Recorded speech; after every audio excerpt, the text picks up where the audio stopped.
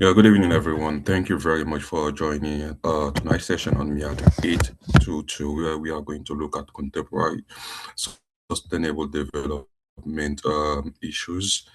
SDG has been one of the important topic in international affairs and international politics. So it is essential for us to know how sustainability works in the international political system and how it's been adopted or applied by countries contemporarily. So, for us to understand this sustainable development, we need to understand that before being called sustainable development, countries in the world um, usually measure their own development through through the GDP. And that is traditionally country measures their development through the indicators such as the SDG, that is the gross domestic production or gross domestic product, which reflect the overall production of country and services within the country. That is, it looks before country look at what the country produce. Understand, to determine the development in a particular society or in a particular country. But over the time, scholars and policymakers began to recognize that economic growth alone does not necessarily mean improvement. Understand? So they focus on the growth of economy, sidelining some other part. But scholars and policymakers later realized that we don't only measure development only on economic growth. We need to look at some other aspect. So that is why today we have the SDG. So the economic growth as was perceived as the primary measure. Then it was perceived as the primary measure of societal progress. So, but now we don't look at only the economic aspect. You understand now? So now we have the concept of SDG, which is the primary goal or the primary indicator to measure development in a society or in a country, because that emphasizes a more balanced and holistic approach to development compared to the GDP, which is only focusing on economy. The SDG focus on a more broader or holistic approach to study development, understand that, or to analyze development. So the sustainable development recognize that economic growth must occur. You understand?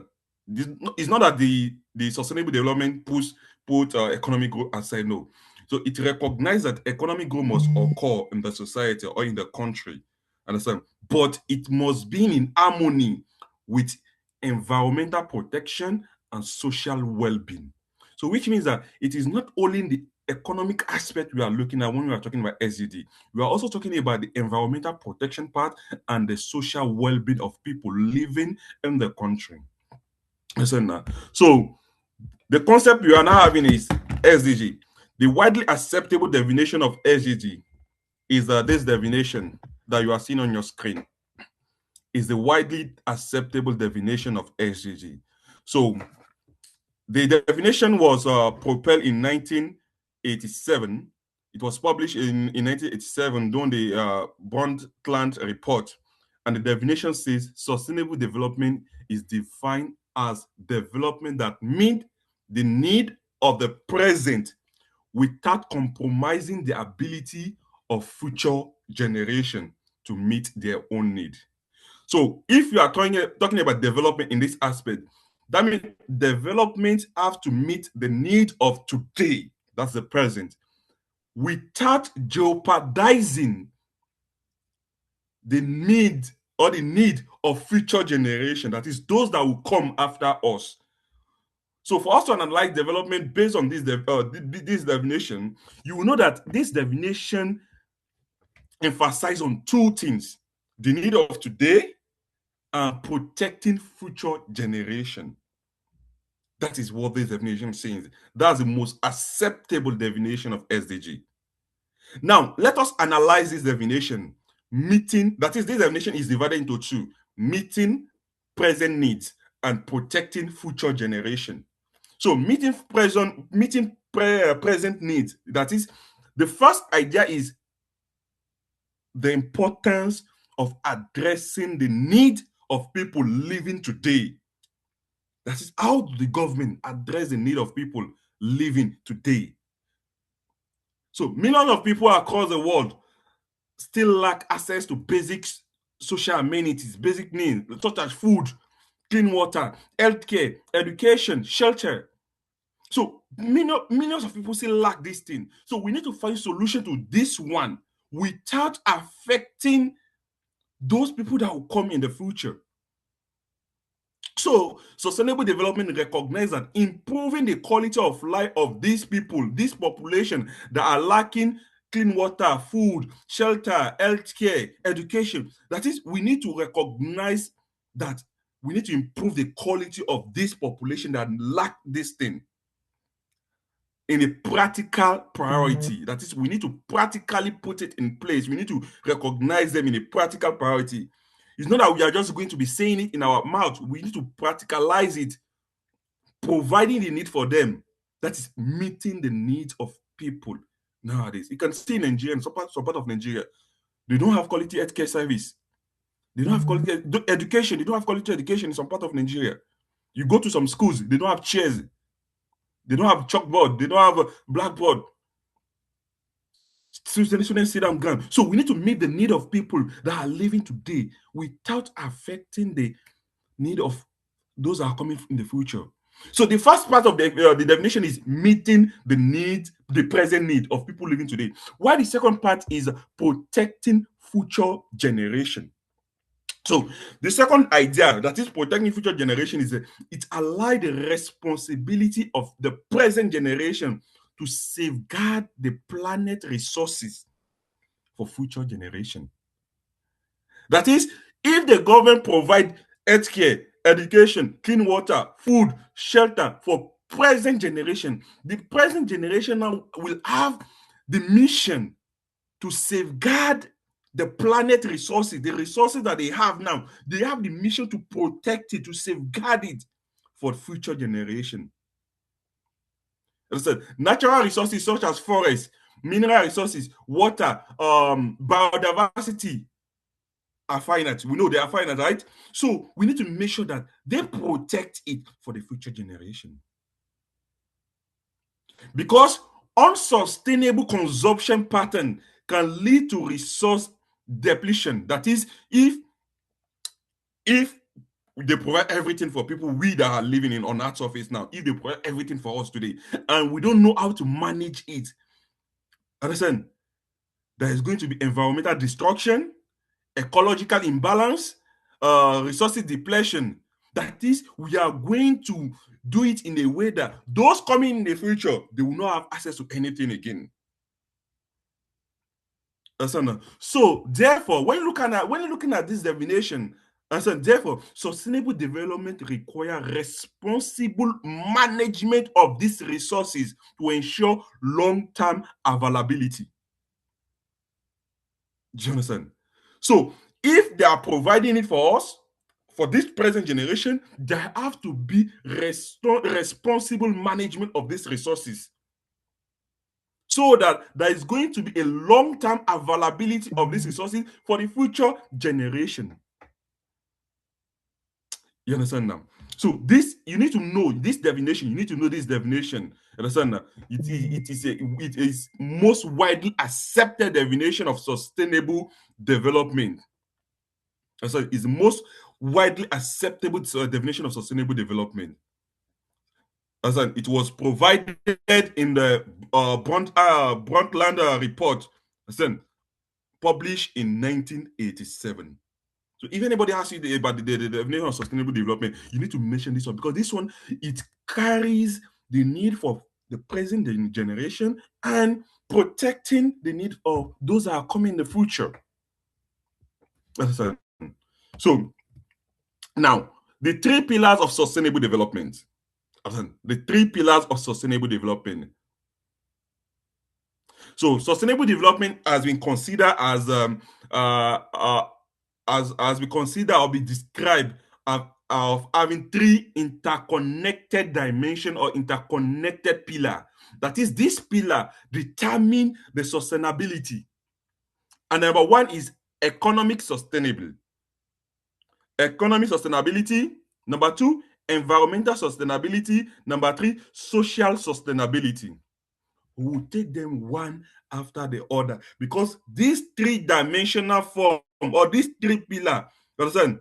These three pillars are very essential for us to understand what sustainable is or sustainability is. Now we'll take the first one now. We'll analyze it one after the other. Economic sustainability. So when we say economic sustainability, we refer to the ability of an economy to support long-term economic growth without causing harmful social or environmental consequences. Listen, you say economic sustainability, it refers to the ability of an economy to support long-term economic growth, not short-term economic growth, long-term economic growth without causing harmful social or environmental consequences. That is, if you want to provide a long-term goal that is going to support the present need and the future need of people, then you should not cause any harm, either socially or environmentally. No harm must be caused. So, in essence, an economically sustainable system should be capable of generating sufficient income and employment opportunity while maintaining financial stability. I'll give you a practical example now. Nigeria, we are trying to balance our economy. Listen, Tinubu is saying that $1 is going to equal to 1,000 naira, right? But the question is it sustainable? Is it sustainable? Is it doing that one because of the election? Or is it going to be sustainable? When we say it's going to be sustainable, is that it's going to stay there like that for 10 to 20 years. It's going to stay there like that. Not that after the election, $1 is going to jump back to 2,000 naira. I give you an example of Saudi Arabia. Saudi Arabia, I don't know the exact amount they are selling the bread, but there is a bread they sell in Saudi Arabia, and they have been selling that bread for over 60 years. And the same price, the bread has not increased in price. That bread has not increased in that price. That bread remains the same price. That is sustainability, economic sustainability. But because it provides financial stability. Listen. So when you look at economic sustainability, there is 4 aspects you need to take into consideration. That is key aspect of economic sustainability. There are 4. Number 1, productive economic activity. That is the production of the country. What do you produce? Who do you sell it to? How do you sell it? We know in Nigeria that there are some companies in Nigeria, they were existing 30 years backward, and today they are no more. Listen, production has gone down, maybe due to competition or due to poor economy. We know today ShopRite is there that they don't want to work in Nigeria again. They want to go back to South Africa, their base. So that is also, we need to productive economic activities. That's number 1 key aspect you need to look at. Number 2 is efficient resources allocation. Is money circulating? Is resources in the country, is it circulating? You need to look at that aspect also. The third aspect, the key aspect you need to look at in economic sustainability is technological innovation. Are we technologically standard? Do we have all the necessary technology in our country? You know, Nigeria, we don't have. So what we do, we call upon China to come and do everything for us. China is doing the railway for us. They are doing our road for us because China has the resources. They have the technology. So they are transferring the technology back to us. Why the fourth one is stable economic institution. Is our economy stable? Today, you go to the market, you buy something at 10 naira. Tomorrow, you go, that same thing, you get it at 20 naira. which means that the economy is not stable. Listen, so however, what you need to understand is that economic growth must not occur at the expense of environmental degradation or social inequality. If the government want economic growth, the key aspect I mentioned, they must make sure that it doesn't affect environment and the social activities of people. Listen, that is number one. Listen, so if you check my slide, I said economic sustainability support long-term growth without harming people on the planet. Listen, it support long-term growth without harming people and the planet. That is it. You want to make sure the economy is better, you should not jeopardize the life of people and should not harm the planet. That's number one. Now, number two, environmental sustainability. So environmental sustainability, that one focuses on protecting the ecosystem and maintaining the integrity of the natural system. The ecosystem is our environment, right? So human activity, listen, we must make sure that human activity does not affect the ecosystem. We must not degrade the resources we have. We know what we do currently as human. We've been doing things that is affecting our society. Listen, deforestation. You go to the how do you call people the village, you see people cutting trees anyhow. Deforestation, pollution. You go to the city, especially those people living in Lagos. Everywhere is polluting. People are saying Lagos is smelling, and it's right. They are right. They are right. I'm not using to insult Lagos, but they are right. When you go to Lagos, some part of Lagos, you'll be smelling some kind of odor. Listen, as excessive resources extraction. When you go to the Niger Delta in Port Harcourt, water they drink, you see that it is not clean. There is kerosene there, how do you call that? There is crude oil there because there is excessive extraction of resources. Listen, and there is greenhouse gas emission also. That is greenhouse gas emission. You see everywhere. You just be seeing that everybody just misbehaving, polluting the air. And listen. So environmental sustainability, that one seek to minimize this impact that we are causing, that human being we are causing. Listen. So important strategy we can use to manage environmental sustainability. Listen, reduction of pollution. That's number one. We should reduce pollution. Listen. So transition to renewable energy, that is electric energy, electricity. Son, we should shift to renewable energy. We can use the sun to generate our water, our electricity, charge our phone, our battery, our lights. Sustainable land and water management. We should know how we can manage the land and the water. Listen, and the likes. We have many ways we can protect the environmental aspect also. So, maintaining the environment sustainability, understand, is essential to us because because natural system, the nature we have, provide critical services. The nature we have provide critical services. We get our food from the nature.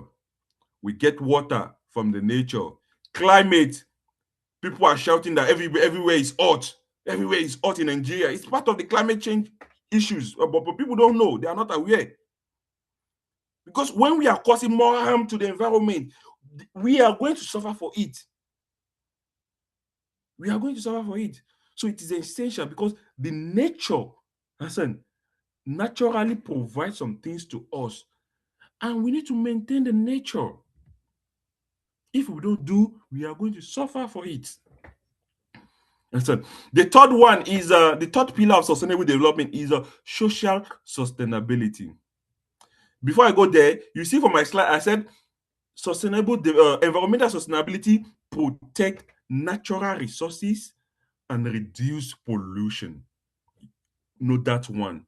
If you don't remember anything I say, just remember that line. Environmental sustainability protect natural resources and reduce pollution. And it promotes renewable energy and conservation. If you don't remember everything, just remember that key point. I bring out slide for you to know that for you. Can you come again, please? So I said, You if said you it don't remember everything, protects. just remember that environmental sustainability protect natural resources, understand, and reduces pollution while promoting renewable energy and conservation. You protect your natural resources. That means you don't extract it anyhow. You extract it in a manageable way. And then while you reduce your pollution, then you promote renewable energy. The solar panel, the solar light, understand, electric car, solar panel, and the likes. While you conservation of things you have. Now. So the next one we have social sustainability. You should know that social sustainability focusing on improving the well-being of individual and community. That is, we that are living on Earth or on the planet. How are we are going to be protected? Understand how our well-being is going to be secured, protected. How we can improve our well-being. So when we say a society is sustainable. So we mean that that society is a kind of society in which people have access to basic services, opportunities for people development, and equal rights.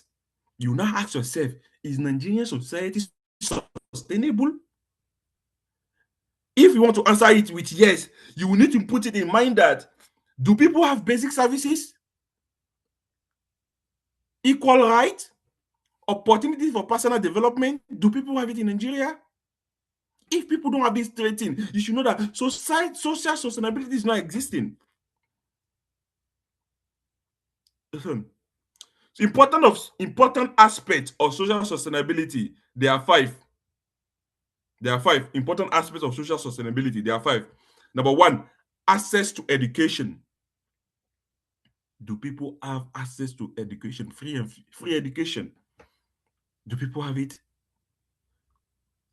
Healthcare services. You go to some villages in Nigeria, you will know that they don't have healthcare service. Pregnant women, before they give birth to a child, they have to take them to one traditional man or one traditional woman to give them to them.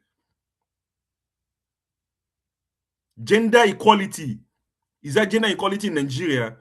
I can know.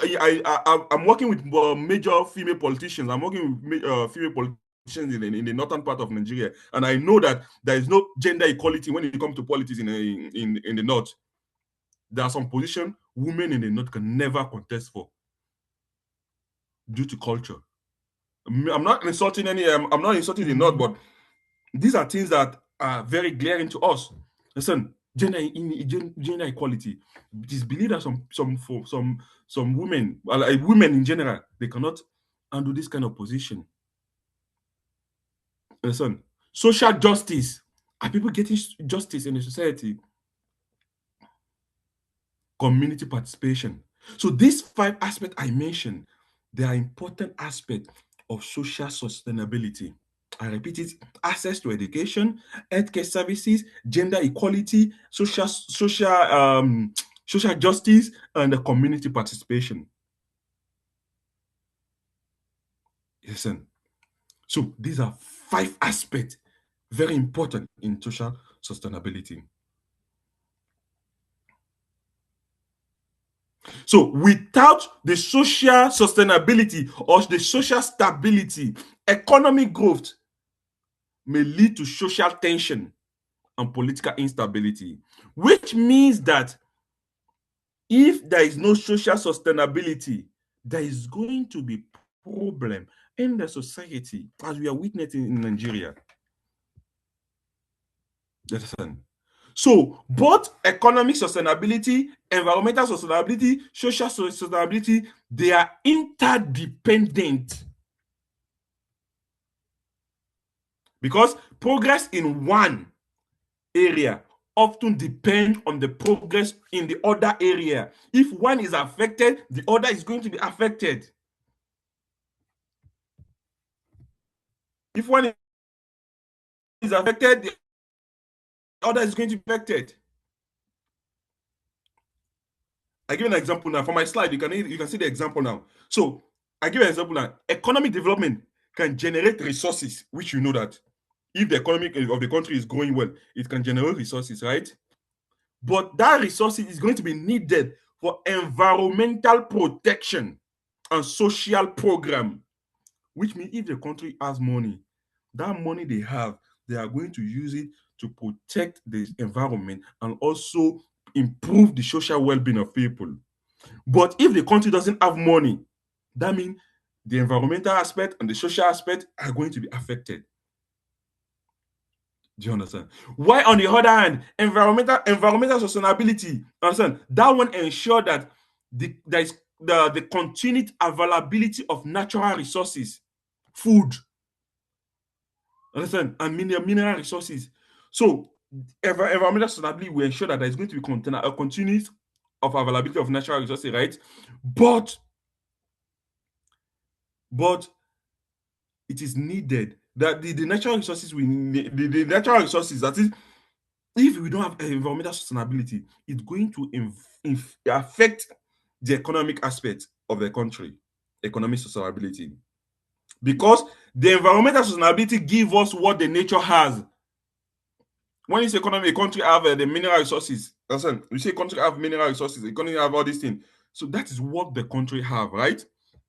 But the country have it, and we jeopardize, we spoil everything.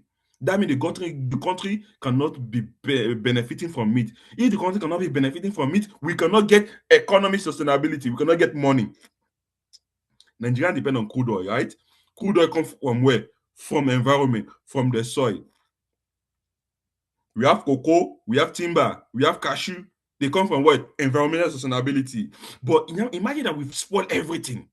That means we are not going to have money, economic sustainability. So what we are trying to say here is that they depend on each other. If one is affected, the other is going to be affected.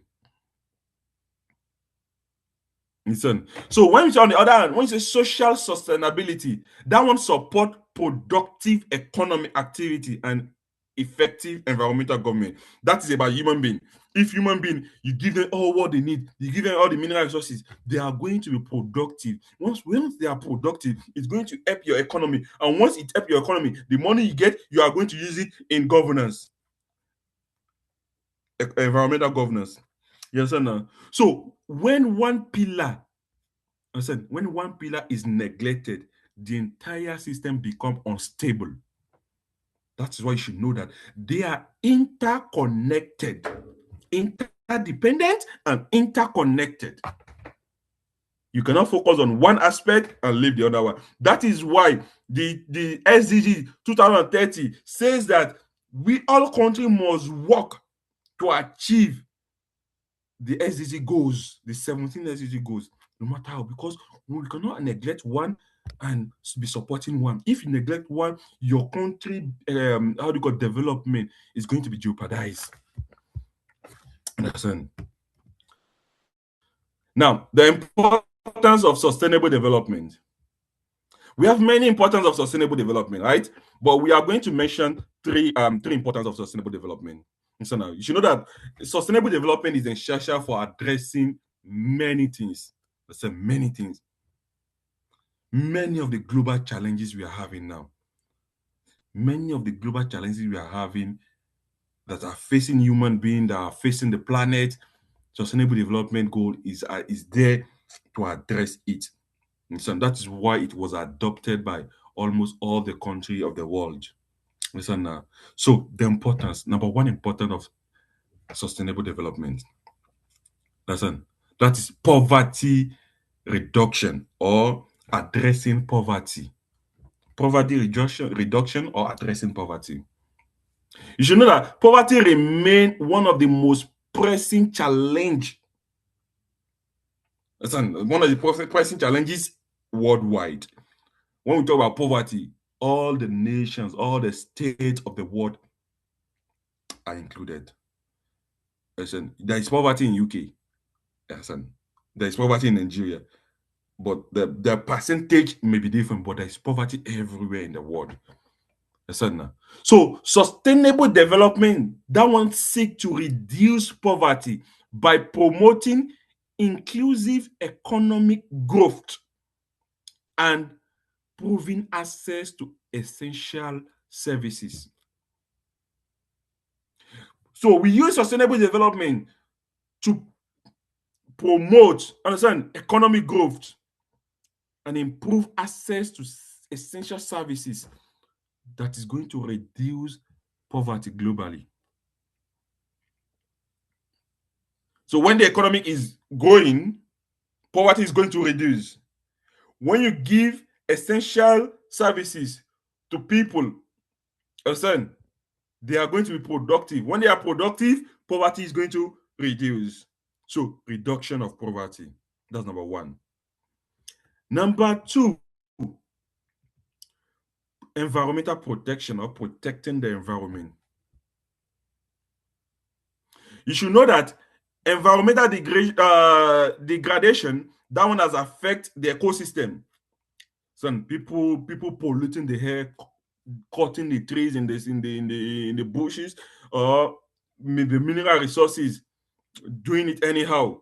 So when the environment, when there is degradation in the environment, you should know that it affects the human health, right? It affects the human health, and it affects the ecosystem. So sustainable development promotes responsible resource management. It tells us how we can manage what the environment gave us to preserve the natural system. So in essence, it encourages responsible management of resources, responsible management of natural resources that will preserve the ecosystem and combat environmental degradation. Listen. The third one is promoting social equality or equity. Listen. You should know that there is large inequality within Nigeria. There is large inequality. Even between countries, there is large inequality. So, in order to promote social equity, social equality, or social equity, in order to promote that one, sustainable development aims to create more equitable society where opportunity are accessible to all. So the SDG promote that platform whereby everybody they are going to have access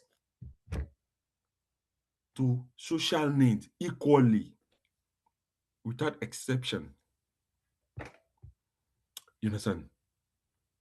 So these are three most important goals of SDG. You can have many, but no matter what you will have, you will explain them under this three core goal or these three goal importance. Listen. So for us to understand the sustainable development, I want us to move closer to understanding what the SDG is. Understand? I know we talk about the definition of SDG, but I want us to understand what they have in essence. Understand? So you know that sustainable development goal is a global roadmap. Like it's like drawing a plan for the world. Listen, drawing a plan for the world. So it's a global roadmap. So in 2015, the international community adopted the Sustainable Development Goals, the SDGs. So they adopt it as a part of the United Nations 2030 Agenda for Sustainable Development. You should notice that they adopt it as a 2015 to 2030. How many years? 15 years. So they adopt that one, 15 years goal of United Nations agenda. That is in 2030, all the countries are going to sit down. They are going to now, they will evaluate what they achieved and what remains to be achieved. As I'm hearing, they are still targeting 2063. Listen, so you should know that the SDG consists of 17 global goals.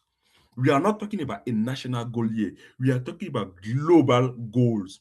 Understand? Because this global goal is designed to address key challenges affecting the world, such as poverty, hunger, inequality, environmental degradation, and the likes.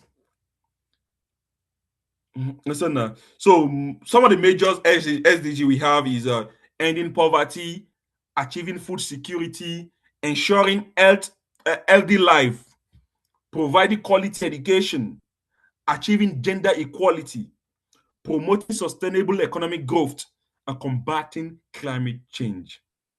We have many. There are 17 in 17 goals. So they serve as a global roadmap for sustainable development. There are 17 in number. So you need to Google them. The 17, you need to memorize the 17. And what I would advise is, if you want to advocate for SDG, what I would advise you is that you should just try to use two. You should focus on two. So when I was when I was managing my NGO before I leave Nigeria, so I focusing on how do you call it providing quality education and ending poverty. Understand? So most NGO also do that. They have their own. Some NGO focusing on education, some focusing on the environment, some focusing on gender equality and the likes. Understand? So my only was education and poverty, because I believe that if people are not educated in society, the society is going to be affected. So every part of the SDG is going to be difficult to achieve. So education is important. So what I do is I provide free education for people. And so whenever I have money, I go to public schools and pay school fees of people. I go to private school and pay school fees of children and the likes. So as a way to encourage them to go to school. Because myself, I'm a product of charity. Listen, so me, for my own NC, it's people that I don't know that sponsor me. My parent did not sponsor me. So which is also an SDG. They invested in me, and I have to invest in people also. So SDG is just you can choose two. So if you have time, you can be doing 1 minute videos and be talking about one or two of the SDG, promoting it even online, just talking about it and posting it on social media is a way to also involve yourself in the SDG goal. Because by 2030, there are going to be opportunities, there are going to be work for people, there are going to be work opportunity, and what you are doing now is going to determine what opportunity you are going to have by 2030, because countries are going to sit down and analyze what they have achieved and what remains to be achieved. So what they achieve is going to give job, and what remains to be achieved is going to also give job. So by that period, if you are doing it from now to 2030, I believe you'll be an expert by that period. So that's about the SDG. Now, so for us to understand the SDG, we need to understand how the SDG is being measured. How sustainable development, measuring sustainable development, that is, how are we measuring sustainable development?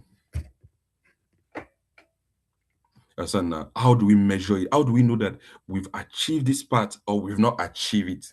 So how do we measure it? How do we measure sustainable development? So the government, the national government and international communities, understand, they use a range of indicators to assess the development progress. To assess the development progress and identify area requirement. Please, can you hear me? Somebody saying the network is not good. Can you hear me? I think Mary Falui drop a message now. Can you hear me? Can other people hear me? I just want to be sure the problem is from me or from you. I don't know. Can you unmute yourself? I can hear you loud and clear. Loud and clear. Loud and clear. So the problem is not from my side. Okay, thank you.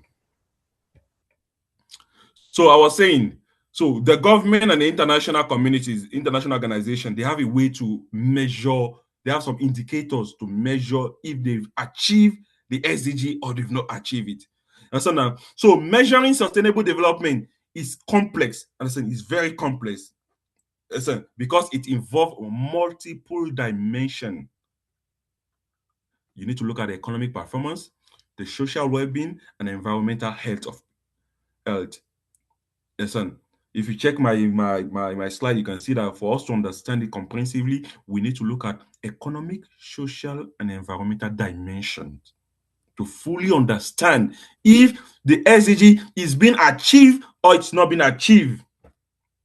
So what we do now is we take it one after the other. We take economic, we take social, and we take environment. Listen, so let's say economic indicator. You know that before I was talking, when I was talking at the beginning, I said the economy, traditionally, the economic indicator was the GDP, gross domestic product. Listen, it was gross domestic product. So it was not changed. Understand now? So, but let us look at the economic dimension or the economic indicator. The economic indicator is divided into two. Listen, it is divided into two. The economic indicator is divided into two. So we take it. Let's look at economic indicator. So the economic indicator is divided into gross domestic product and employment rate or employment indicators. So let's just take the gross domestic product. So you should know that the gross domestic product is one of the most widely used indicators of economic development. If a country wants to know how they are progressing economically, they use the GDP. That is, what are they producing out? Is the import more than the export or the export more than the import? That is how the country analyze the development economically. So that GDP represents the total value of goods and services produced within a country over a specific period. What are they producing? Do they take everything in or do they produce and sell out? Understand? So if a country have an higher GDP level, generally that means that they have strong economic activity. That is, if a country produces more things, automatically it means that they have strong economy. But that GDP has its own limitation. If you want to use GDP to measure SDG, you want to use GDP to measure SDG, you should know that they have some limitation. Because GDP does not measure four things. There are four things that GDP does not measure. Listen, GDP does not measure income distribution. Is money circulating in the country? Country might be producing more things, but is the money circulating? GDP does not measure environmental damage. GDP does not focus on environment, it focuses on economy. It does not measure environmental damage. GDP does not measure quality of life, because quality of life is under social sustainability. And GDP does not measure unpaid household labor. That's under social sustainability, because some people are saying in Nigeria, they are working and they are not getting salary. We've seen cases whereby the state government doesn't give salary to people. And it doesn't go anywhere. State government is not paying people and nobody's complaining. Nobody's arresting anybody for that one. So these four limitations of GDP that I mentioned, because of that, we cannot use GDP alone to measure the level of sustainable development in a country. So GDP alone cannot be used to fully capture the sustainable development because of these four things I mentioned. So under the economic development, I said the economic development is divided into two, right? We have the GDP, we have the economic rate. Now, under the employment rate or employment indicator, right? So employment level provide insight into the economic opportunity available within the country. In a country, or in a society where there is high level of economy, or high level of high rate of employment, when there is high level of employment in the country, listen, that indicates that there is a strong labor market and greater economic stability. Is the economic rate in Nigeria, employment rate in Nigeria, is the employment rate high? Every year, thousands of new graduates every year, but most of them, they are venturing into online sales. They are selling things online now because there is no job. Listen, so the employment rate is not that high in Nigeria. So unemployment, on the other hand, when you see that there is unemployment, listen, that can contribute to poverty and social instability. If you check my slide, you see in my slide I said GDP. If the GDP is 100% and the employment indicator is 85%, listen, you should know that the GDP, that is, if you are producing more things, the employment is going to also go up with it. Listen, that is, if a country produces many things, the employment rate is going to increase. But if we don't produce many things, there are likelihood that the employment rate is going to go down. So why the GDP measure total goods and services produced in the country, the employment rate represents the share of labor force employed. As if we are producing, right? If you are producing, then there should be availability of job. Employment must be there. If you are not producing, no job. So economic indicators in measuring sustainable development divided into two: GDP and employment indicators. Two. But we cannot use economic indicators only. We cannot use GDP or employment rate only. So that is why we need to look at social indicator. We need to look at social indicator. Social indicator, for us to understand social indicator, we should know that we should look at two aspects. Understand? We should look at the education metric and the health indicator. Listen, that is education indicators or health indicator. For you to understand if socially there is sustainable development in a society, in a country, you need to look at education metrics and also health metrics. So now let's take education indicator, for instance. Now, so you should know education is a key component of human development. Everybody know that. That's undisputable. Listen, now. So when you look at common indicators in the society, listen, when you say education, we are not meaning that the person must have masters, the person must have a degree. No, but there are some things we look when we use education to analyze if a country is sustainable developed.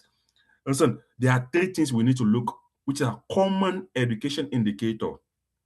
Number one, literacy rate. Literacy rate. Do people know how to read and write? Listen, reading and writing. Do people know how to read and write? We have some part of Nigeria, some people still don't know how to read and write. In this generation we are. So we have some people, they don't know how to read and write. They can speak, but if you ask them to write what they are saying, they don't know how to write it. So you go to some garage, you want to take public transport, you will meet some people that please let me check my phone. I want to call mommy Azeez. They don't know how to check on their phone, mommy Azeez. They have to give it to somebody else so you can check it. That is illiteracy, right? So that is one aspect, one common indicator in education. You need to look at literacy level. Number two, school enrollment rate. Are people enrolling in school again? Are they not saying that school is scam? So school enrollment, how many people are enrolling in school? You need to look at that aspect also. Another one aspect you can look, the third aspect you need to look when it comes to education is average years of schooling. Average years of schooling. Is it that they just go to primary 6 and everybody stop going to school again? So in essence, higher level of education contribute to improve productivity and economic growth in the society. So higher level of education, when you see that people go to school, it can increase the productivity in a particular society, in a particular country. So you can see from my slide, I said literacy rate, school enrollment rate, and average year of schooling. They are very good, very important when it comes to human capital development or human potential development. Listen. So the next one we have here is health indicators. Health indicators. So when you look at, we call it health indicators or health metrics, because we are talking about measuring. So you use measuring is that an indicator or a metrics that you're using to measure the sustainability? So health indicators measure the overall health status of a population. Are people dying before 60 years in Nigeria now? Life expectancy. So there's some society in the world whereby people don't even reach 60 again. They die.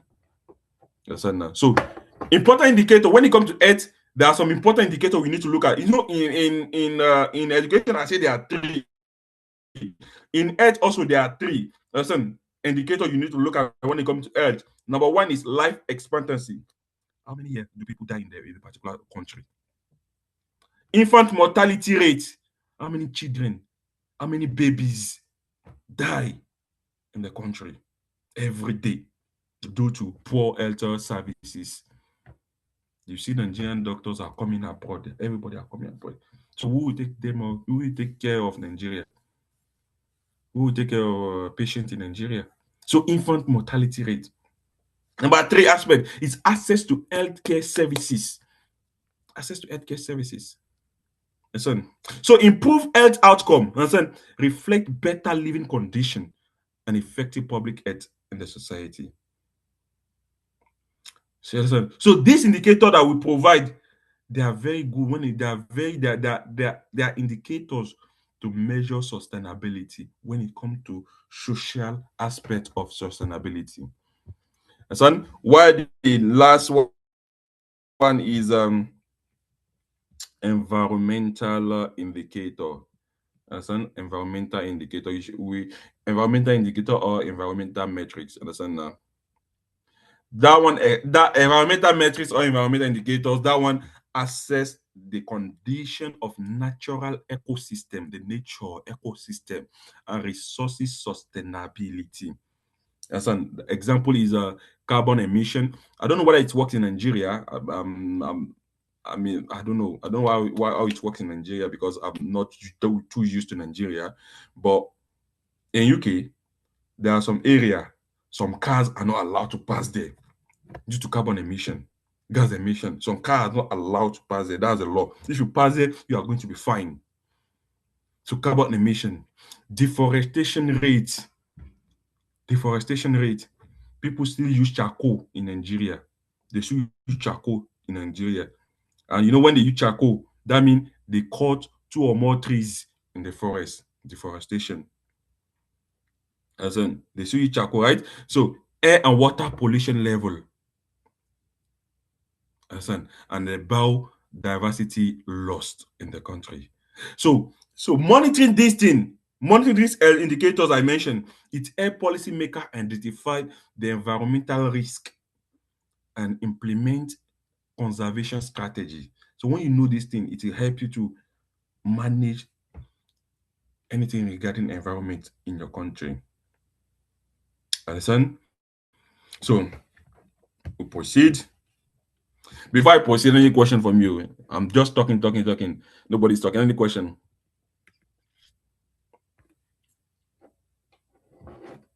Any question? If you don't have question, let me know so that I can proceed. Question? No question yet. Okay. We're still getting acquainted with the course. Thank you very much. From my side, I don't know about others. Okay, thank you very much. If others are not talking, that means they are getting it also. So we have the composite indicators of development or sustainable development, composite development index. We either call it the composite indicator, composite development index, or the composite indicators of development. So when you say composite in this, understand?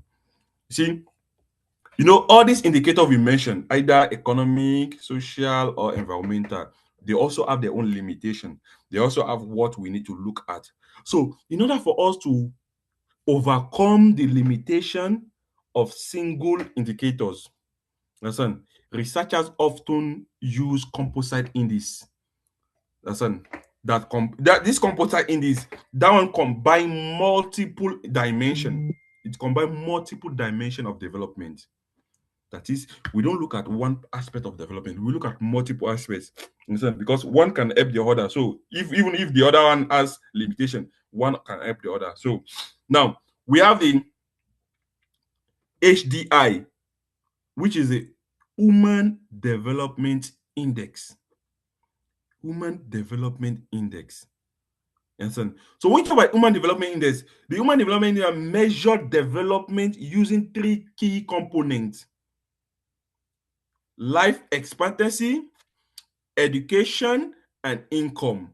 When you say human beings are developed, there's human development in the society, you need to measure three things according to this composite indicator. We need to look at three things. We need to look at how old are people dying, how many years old are people dying in that particular society, life expectancy, education, the literacy level, and the income. Are they able to feed themselves three times in a day? The HDI, which is not a Human Development Index, provide a more comprehensive view of human well-being than GDP alone, which means that we are not going to look at the GDP alone. Understand? We need to look at the HDI, the Human Development Index, index, so to know income of people, education of people, and the life expectancy of people. Understand? So after that one, we have the MPI, which is a multi-dimensional poverty index. That is, if you are studying human being, look at the poverty aspect. If you are just studying human being, look at the poverty aspect also. So the multi-dimensional index, that one measure poverty. It measure poverty. That is, how do we know that there is poverty in a particular society? It measure poverty. So that one measure poverty by examining several deprivations that individual may experience simultaneously. What is essential that people in the country are not having? What are they depriving them of? Instead of them to have it, they are not having it. So what is the government not giving them that is their right or the entitlement? So this can include lack of education, poor health system, inadequate living standard. So the MPI, which is a multi-dimensional poverty index, that one helps to identify the specific challenges faced by poor population or impoverished population. So in essence, when you say composite development index, that means that in essence, we are not trying to measure sustainability through health, so through economic, social, or environment. We are not doing that one again. We are going to look at another dimension to measure sustainability. You either measure it through the Human Development Index or the multidimensional poverty index. Understand? So in essence, sustainable development indicators, understand? Sustainable development indicators, in the recent years, the United Nations has developed a comprehensive way, understand? A comprehensive way to measure the SDG. Understand? So they can track it, because by 2030 they are going to sit down and do a meeting regarding that one to know how far they've achieved it. In 2015, how the world was compared to 2030. So they are going to look at it. So these indicators I have explained allow government to monitor improvement in areas such as poverty reduction, environmental protection, economic growth, gender equality. Because if they want to tell us if they achieve their goal or not, that means there should be a way to measure it. So the way to measure it is going to determine. So these are what I've explained to you now on those indicators. Is either you use the economic, you use economic, you use the social or the environment, or you come to the composite development aspect. You use the HDI or the MPI, Human Development Index, or the Multi-Dimensional Poverty Index. You understand? So, can we proceed, please? We've done Module 1, Section 1, Section 2. We are proceeding to Module 1, Section 3. Module 1, Section 3 talks about why are some countries developed, why others are not developed. Right?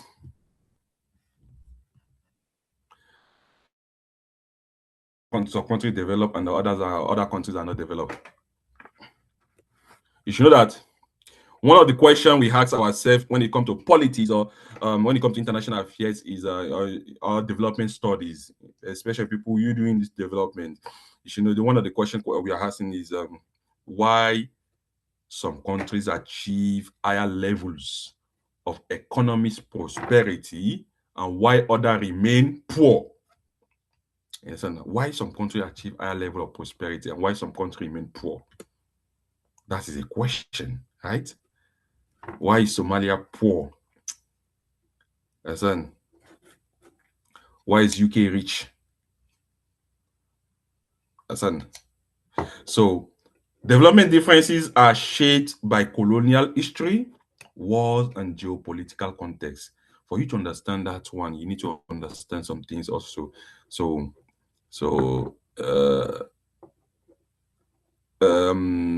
Let's take it after the order. So the question is why some countries are poor, why some are rich.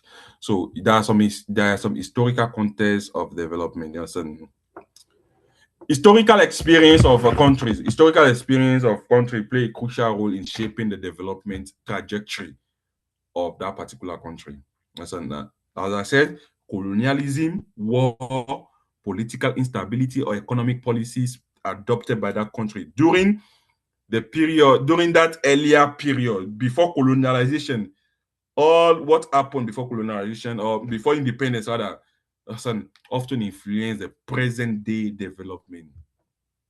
Nigerian development rely mostly on the USA and the UK, the British and the USA. You understand? So because they have some part in our colonialism aspect. Because many developing countries we are seeing now, they experience a long time colonial rule. And during this colonial rule, the economy of that particular country was structured primarily to serve the interests of colonial power. Listen, that time that Nigeria was under colonial rule, 1914 to 1960, because the amalgamation was in 1914. Even before the amalgamation, there was colonial rule in Nigeria. There was colonial rule in Nigeria before amalgamation in 1914. So let's say, let me just put it like before 1914 to 1960, all what Nigeria was doing then was to serve the colonial master. And I'm telling you, I'm in the UK. I'm telling you, so there are some places you go here in the UK, you will see the building. You will see 1760, 1360. You will now be wondering that 1760, what was our grandfather doing in Nigeria then? I went to a museum and I was seeing how they built UK, how they built the city I am, Glasgow, the city I am in the UK.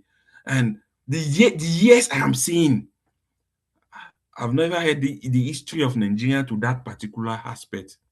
The history of Nigeria, I know, started from the 1914 amalgamation by Lord Lugard. But you will see that. So what we are trying to infer here is that when you look at the development aspect of a country, you need to look at the historical context of development differences. Each country have different history. Each country have different history. This history shape the development. As most developing country, all what we were doing then was mainly focused on giving money, serving our colonial powers, our colonial masters. Understand? So because colonialism focused on extraction of raw materials rather than developing the country they are serving. So they take the raw material from us and take it to their own country, not developing Nigeria or developing other countries. Understand that? So we need to look at that aspect. You might be wondering why UK is more advanced than Nigeria. Listen. So you look at the history part. You need to analyze the history part for you to understand that. Oh, before you compare a country to another country, look at the historical part as a context. Listen. So that's one aspect you need to look at. Historical and geopolitical aspect is very essential. Listen. One countries that also experience how do you call conflict, geopolitical conflict. Listen, often face setback when it comes to economic development. You look at the countries in the Middle East. Countries in the Middle East, you see that there have been geopolitical conflict between Israel, Palestine, Iran, Iraq, another Egypt, and the likes. There have been geopolitical conflict. So it brings the economic backward because war destroy infrastructure, disrupt economic activities, and divert government resources away from social and economic development. So the number one reason why some countries are better than other countries or developed than other countries, economic, history, and geopolitical factors. Let us analyze that one first. Understand? So which I've discussed.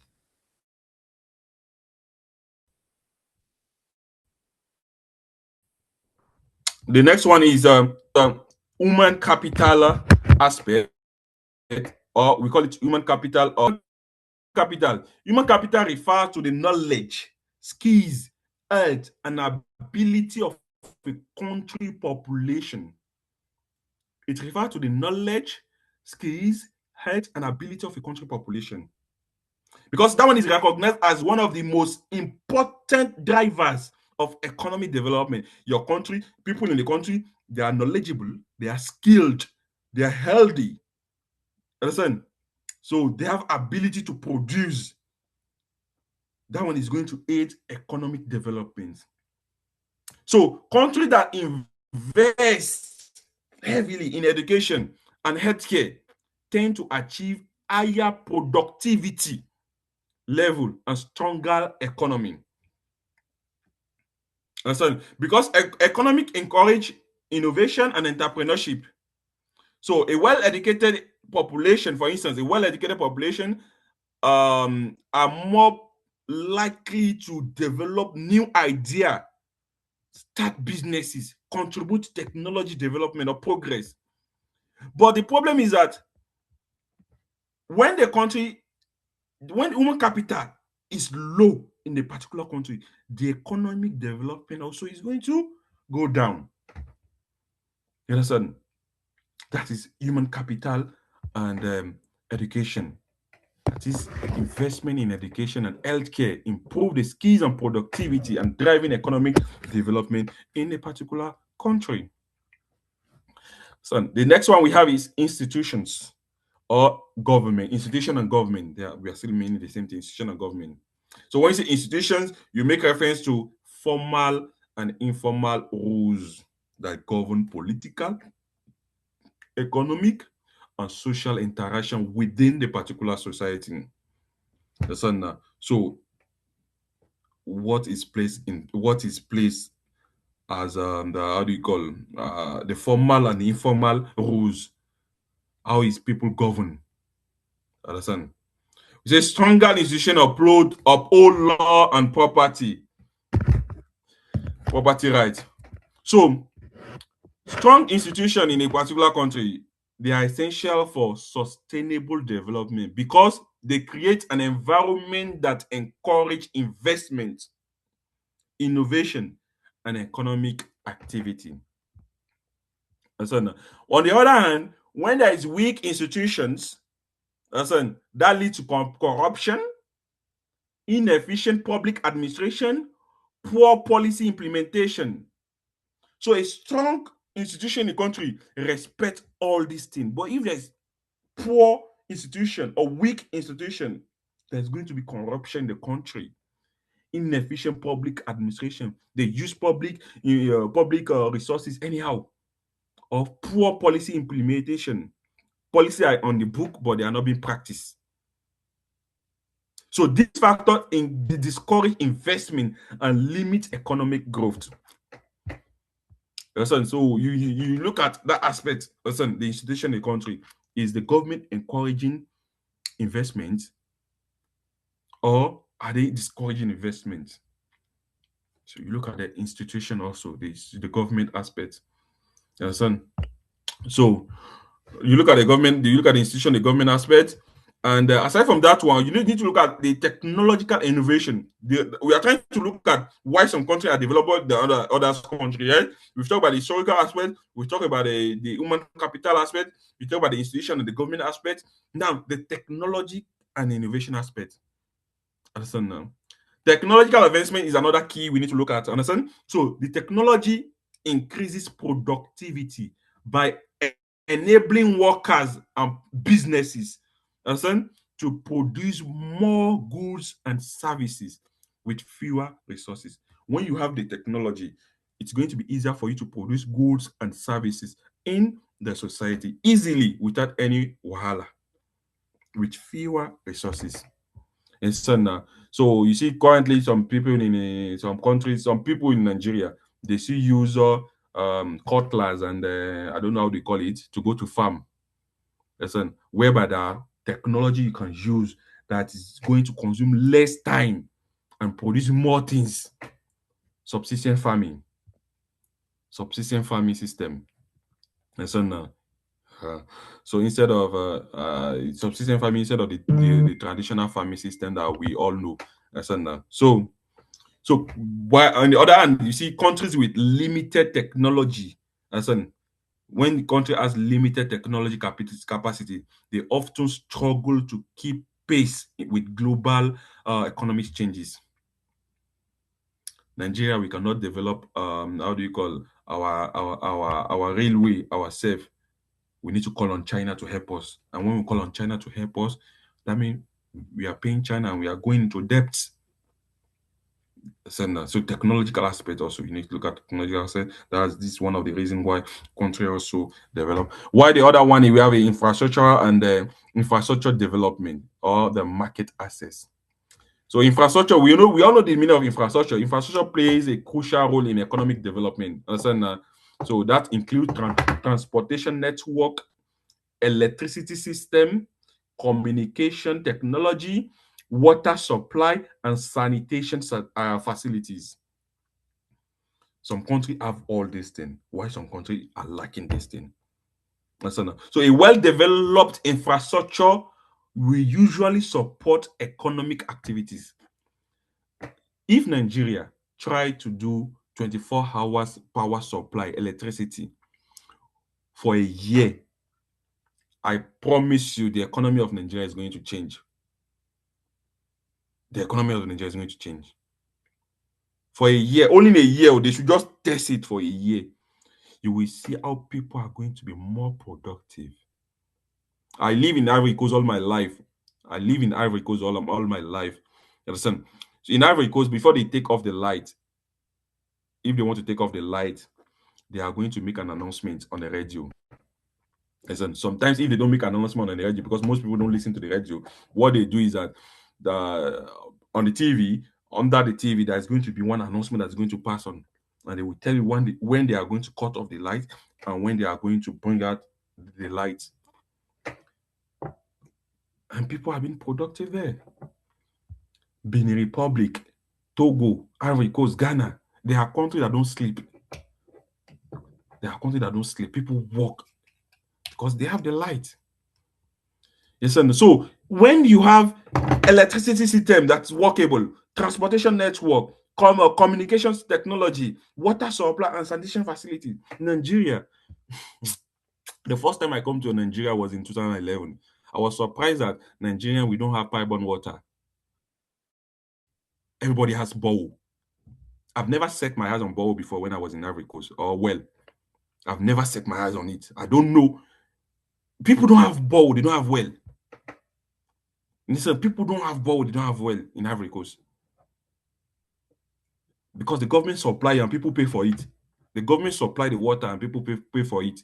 You are in your house, you just turn up your pipe, your pipe bomb, your how do you call it? I don't know how they call it in English, but you just turn the switch, you have your water.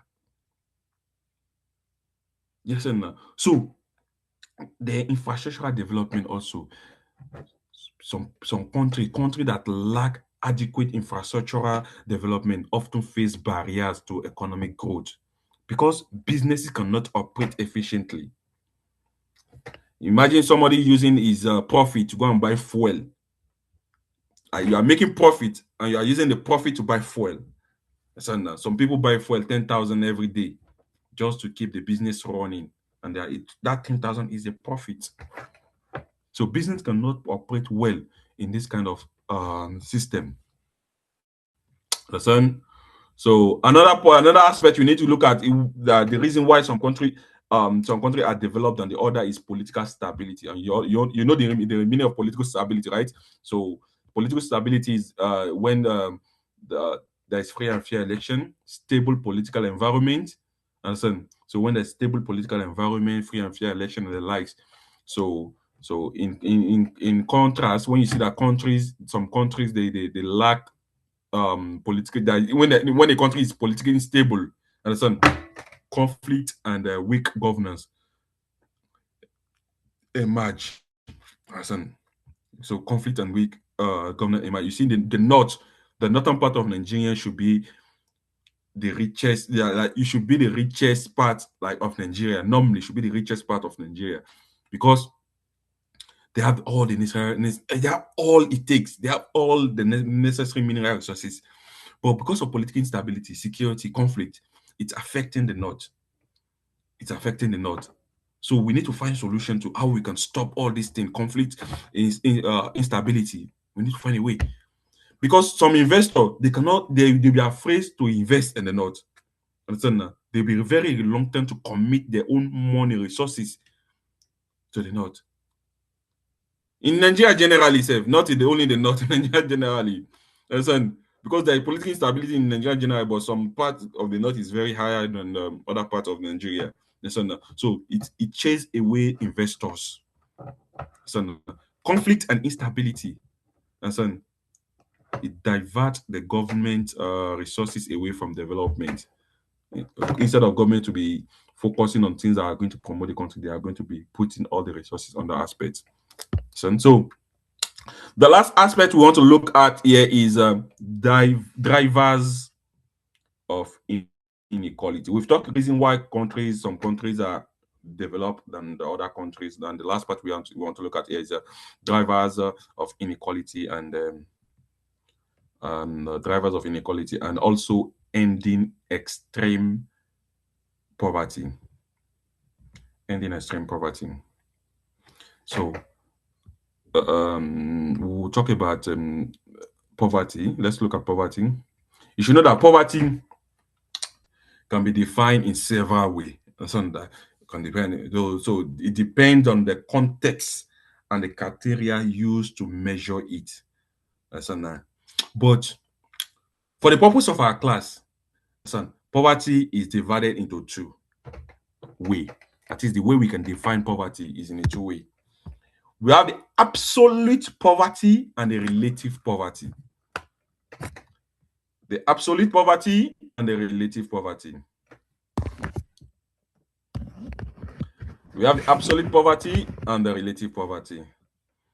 So the absolute poverty, when you talk about absolute poverty, this refers to a situation in which individuals lack the minimum resources necessary to meet basic survival needs. Absolute poverty is when individuals lack the minimum resources, underline. Minimum resources necessary to meet basic survival needs, such as food, shelter, clothing, and healthcare. If people are missing these four things, you should know that there is a problem. That's absolute poverty. Why, on the other hand, is relative poverty. Relative poverty, that one means that it's a condition in which individual or household, the house, have significantly lower income compared to the average income within the society. It means that they are not lacking the food, they are not lacking the shelter, they are not lacking the health care or clothing. But what they are having is that their income is very low compared to average people in the society. You see, Nigeria currently, some people in Nigeria, their income, they are private school teacher where they are getting 15,000 naira per month. And we see the same Nigeria, some people are getting 300,000, 200,000 per month. Johnson, some people are getting 15,000 naira per month, while some people are getting 100,000 naira per month. And some people are getting 100,000, while some people are getting 500,000 per month, and while some people are getting 1 million per month.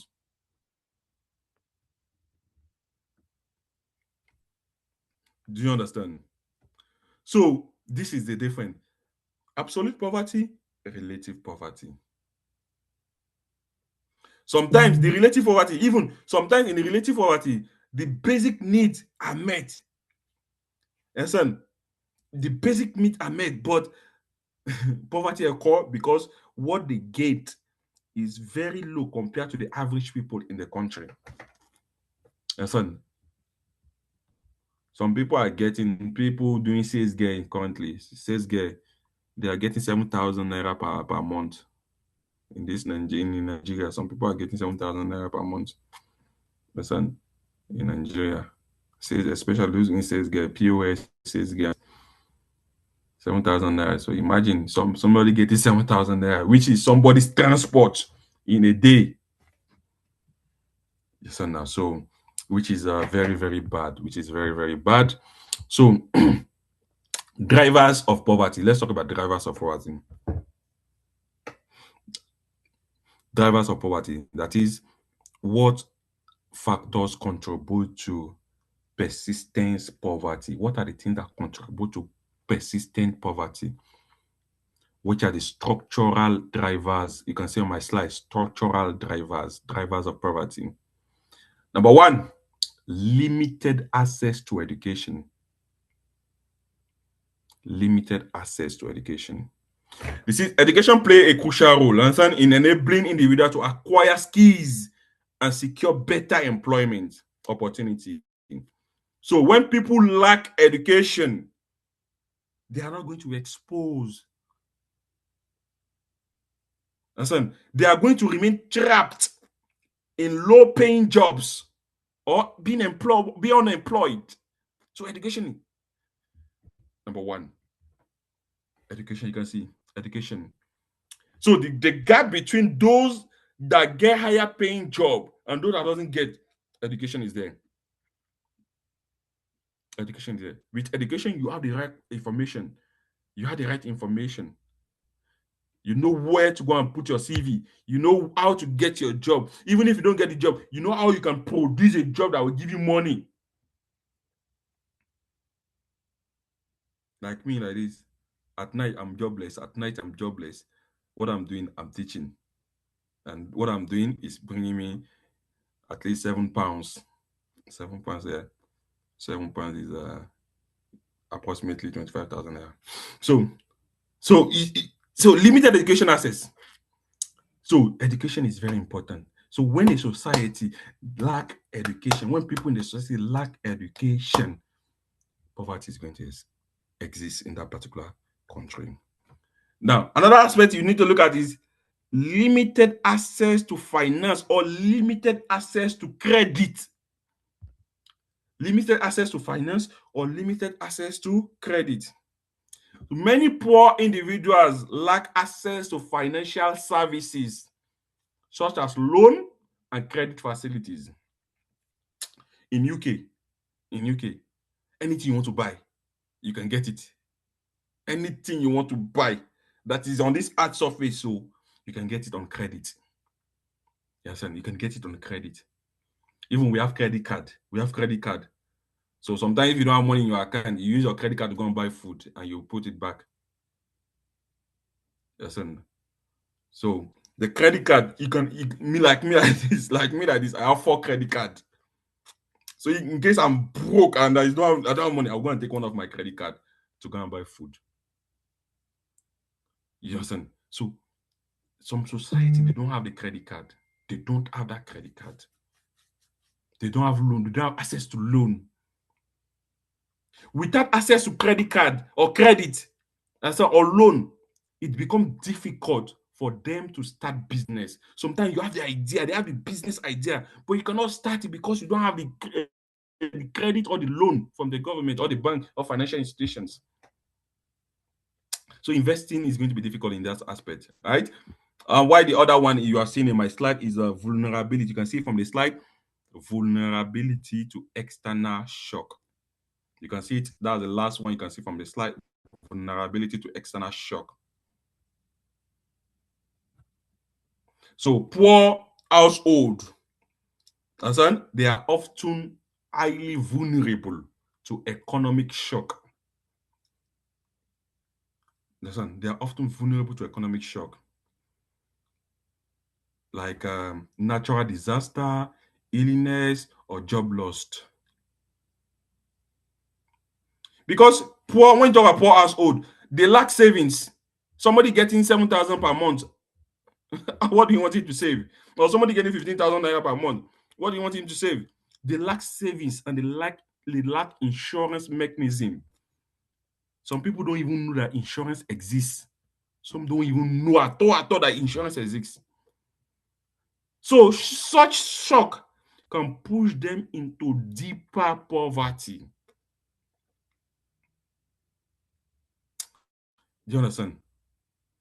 So these are, you can see from the slide, this rating, as I mentioned, the economic aspect, I mentioned the limited access to finance and market, and the vulnerability to external shock. Yes, now. So this is the last part of my slide. Is that's the last part of this module 1. That's module 1, section 4. The last 3 parts. I just put it in 1 page. So drivers of inequality. Inequality refers to the uneven distribution of incomes, wealth, opportunities, and resources within a society. I repeat it. It refers to the uneven distribution of income, wealth, opportunity, and resources within a society. So that's inequality, when things are not equally distributed in the society. So several factors contribute to the rising inequality, which are the drivers of inequality, the things that act to inequality. And so now we have unequal access to education. I will not explain this one. It's still the same thing like poverty. So unequal access to education, unequal access to market and services, government policies. Understand? So these things are mentioned, an inclusive economy. So these things they contribute to inequality in the society. Understand now? So let me just briefly talk about it, and then we are going to call it. I'm going to give you a personal assignment where you are going to work on it. So you see, when talk about the unequal access to education, which is economic education and skills, you know that differences in education opportunities often lead to disparity in income and employment. So people don't have equal economic educational opportunities.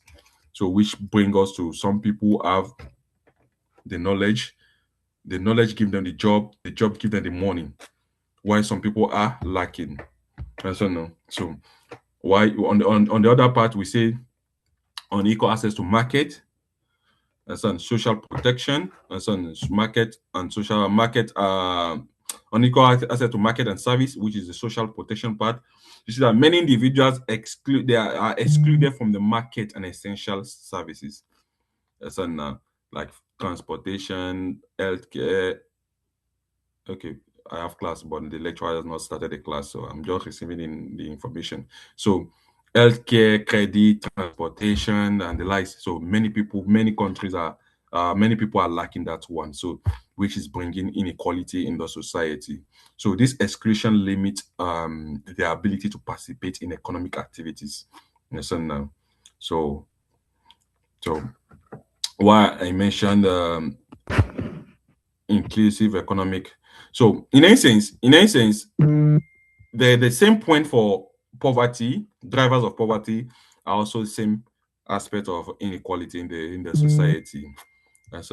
So you need to also try to look at the impact of poverty and inequality in the society. That's going to be your personal assignment. What is the impact of poverty and inequality? So now, the impact of poverty and inequality. At least you should know five. Try to know five, and also the last part you need to know on yourself as an assignment is strategy for ending extreme poverty. Strategy for ending extreme poverty. That's on now. So strategy for ending extreme poverty. You can see it from the slide. Strategy to end extreme poverty and promote inclusion. You can see it from the slide. I mentioned 4 here from the slide. So that is the end of mode 1 of MIAD 822. So can you repeat the first question, please? the first question I asked you to work on is strategies for, oh no, not the strategies, impact of poverty and inequality in the society. The impact of poverty. And we've talked about impact, we've talked about poverty, we talk about inequality. So you personally go and work on the impact of poverty and inequality. Just know 5: impact of poverty and inequality in the society. While the strategies is already there. Strategies to end poverty and inequality in the society is already there. So it's already on my screen. You can just read it. I've already shared the slide with you. You can read the slide, and that's the end of mode 1. Question, suggestion, observation, advice, contribution. Any question, suggestion, observation, advice, contribution?